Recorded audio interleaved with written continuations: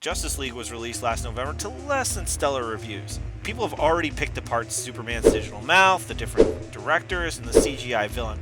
So I'm going to be looking at something else. Justice League's ideological problems. What went wrong? And as always, spoilers ahead. Justice League takes place after Batman v Superman: Dawn of Justice. Superman is dead and Bruce Wayne feels a need to bring a group of people together for some reason. I need warriors. The world is in mourning and in chaos, and Superman isn't around to save it.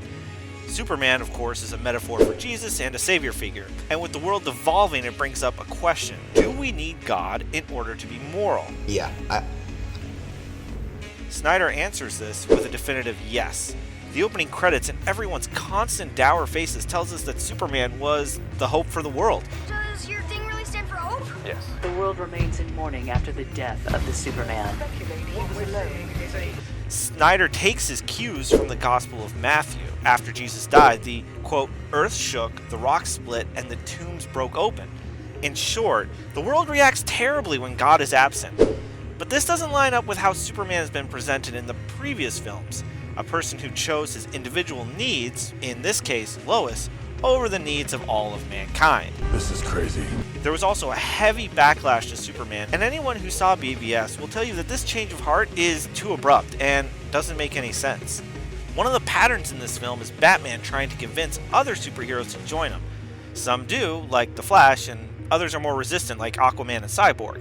The movie asks, do what's right for you, or do you do what's right for the world? Or in short, Objectivism versus Collectivism.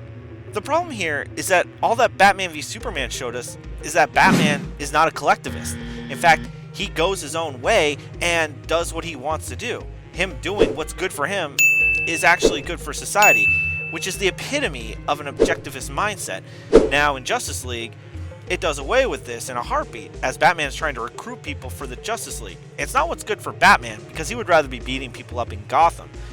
Now it's about a greater good. What we admire, like, and know about Batman in the previous movie is completely abandoned for this new, less interesting one.